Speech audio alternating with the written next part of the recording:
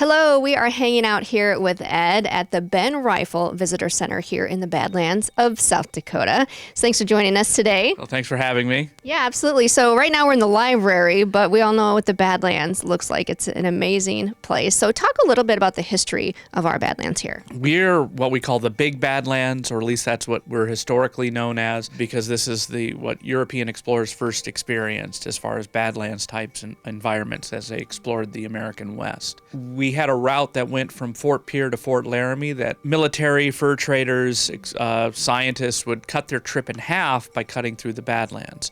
Or at least in the case of some scientific explorers, they were coming here on purpose because they were starting to find these really strange geologic features, and in all these layers they were finding lots of fossils.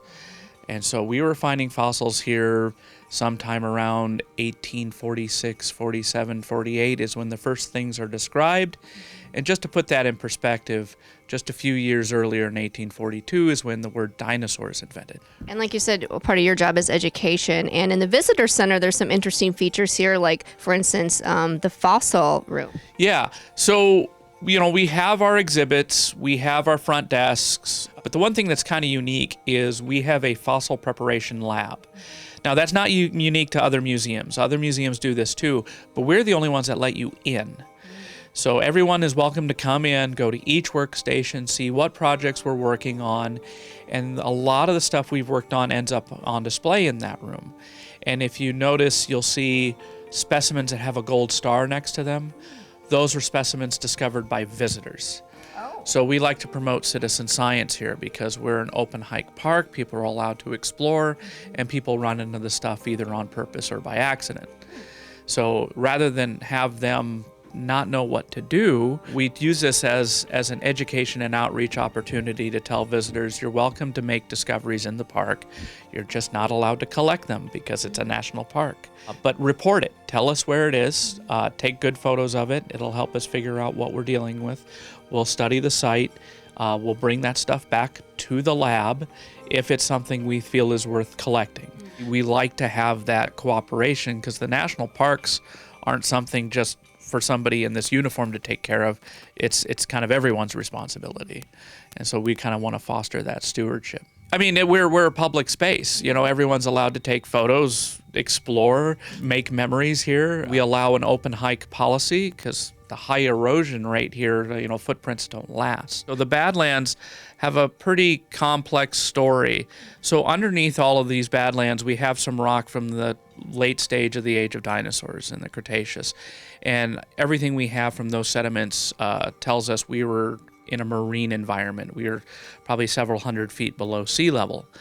Well, eventually what's going to happen, we're going to get the modern Rockies, we're going to get the Black Hills. That's all going to lift up at the time the dinosaurs are dying out and afterwards, and that raises the Midwest above sea level.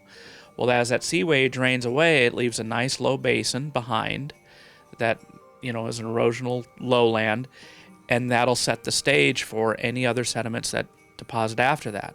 At that time, there's a lot of volcanic activity in certain areas around the Rockies and the Great Basin.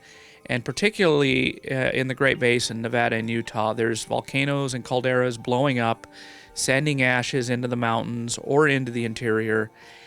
And from those mountains, in our case, the Black Hills, rivers are coming down carrying sediment from those mountain sources, mixing with that volcanic ash and piling up here. What makes our Badlands kind of unique as a formation is the high amount of volcanic ash content. It's about 40 to 80%. So that's what built it. Now let's skip another 30 million years to where we get to now, and it's erosion that's carving it all out and making this landscape. We're losing the Badlands on the surface close to an inch every year. We're already looking at maybe 500,000 years or so worth of erosion, and it's going to be another 500,000 years before it's all gone. So if you haven't been here yet, you have some time to make plans. They can go to our website. We try to keep things updated on there. Also, our social media, our Facebook page, we try to keep things up to date on what events are going on. All right, well, thank you. Sure thing. Thanks for having me.